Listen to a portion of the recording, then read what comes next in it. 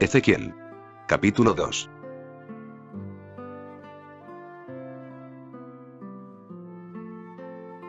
Llamamiento de Ezequiel. Me dijo: Hijo de hombre, ponte sobre tus pies, y hablaré contigo. Y luego que me habló, entró el Espíritu en mí y me afirmó sobre mis pies, y oí al que me hablaba. Y me dijo: Hijo de hombre, yo te envío a los hijos de Israel, a gentes rebeldes que se rebelaron contra mí, ellos y sus padres se han rebelado contra mí hasta este mismo día. Yo, pues, te envío a hijos de duro rostro y de empedernido corazón. Y les dirás: así ha dicho Yahvé el Señor. ¿Acaso ellos escuchen? Pero si no escucharen, porque son una casa rebelde, siempre conocerán que hubo profeta entre ellos. Y tú, hijo de hombre, no les temas, ni tengas miedo de sus palabras, aunque te hallas entre zarzas y espinos, y moras con escorpiones, no tengas miedo de sus palabras, ni temas delante de ellos, porque son casa rebelde.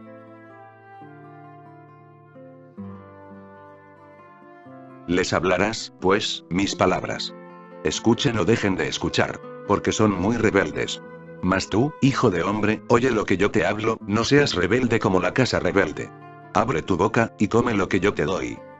Y miré, y he aquí una mano extendida hacia mí, y en ella había un rollo de libro.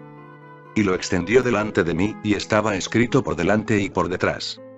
Y había escritas en él, endechas y lamentaciones y ayes. Llamamiento de Ezequiel. Ezequiel, profeta hebreo del siglo VI a.C.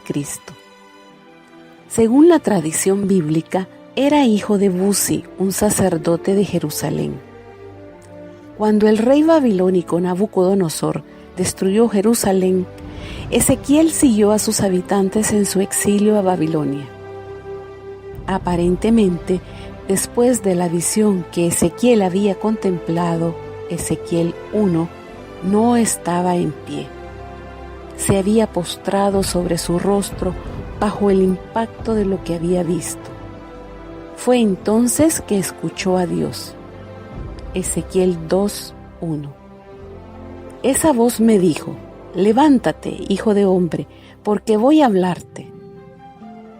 Al ubicarnos en el tiempo, se cree que Ezequiel recibe el llamado de Dios en el año 571 a.C., mediante una visión divina, que la tuvo en el país de los caldeos, junto al río Quebar.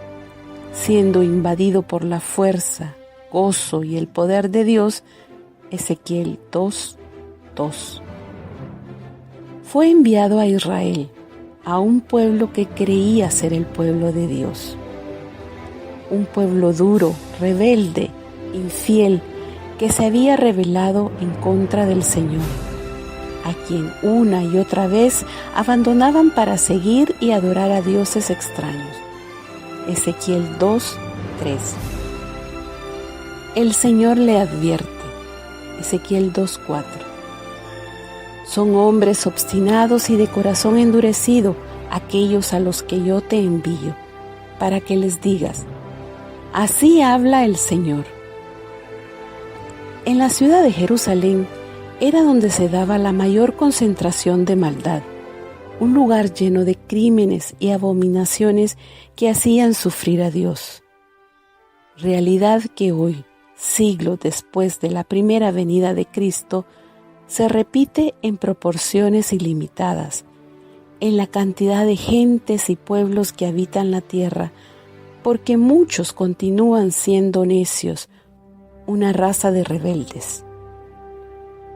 Dios le señala al profeta que no debe tener miedo ni rebelarse, que debe transmitir su palabra, lo escuchen o no lo escuchen. Ezequiel 2:5.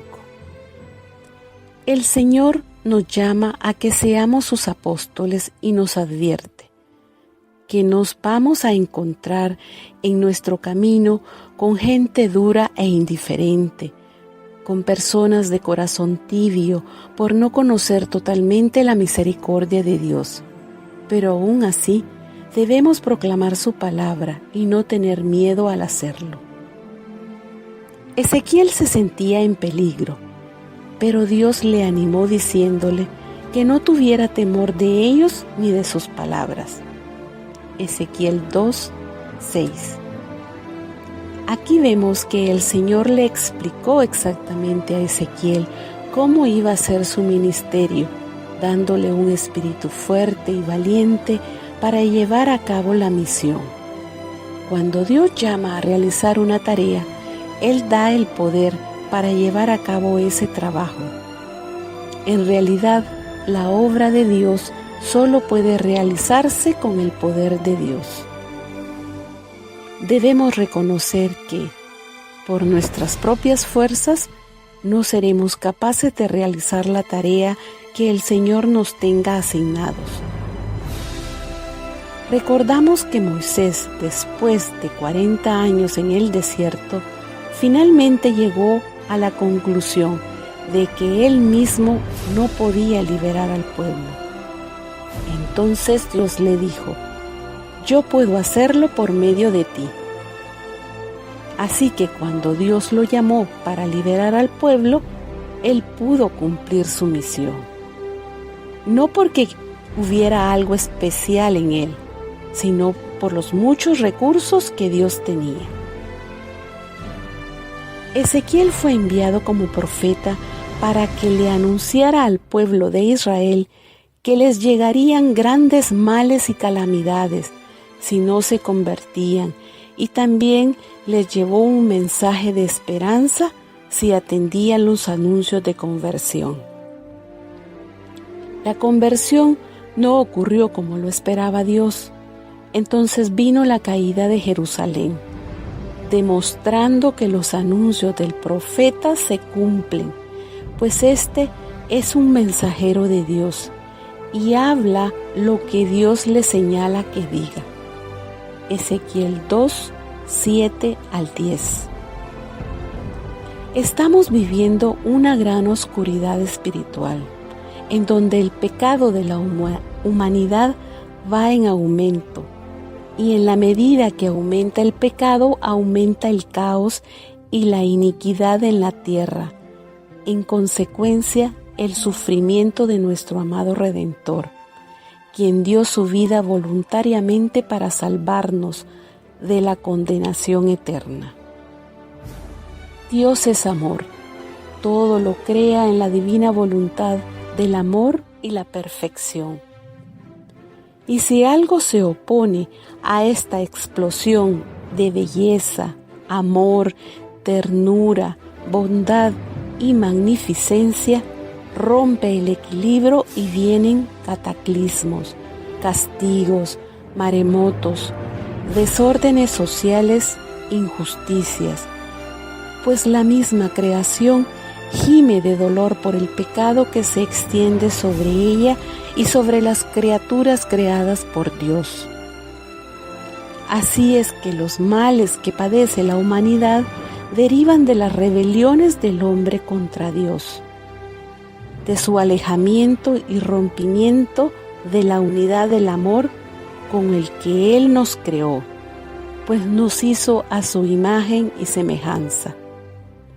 Para Él, lo más importante somos todos sus hijos, a quienes sigue llamando con una ternura extrema, deseando la conversión y el arrepentimiento sincero del hombre, invitándolo a acercarse sin miedo al sacramento de la confesión, donde el Señor derrama su infinita misericordia.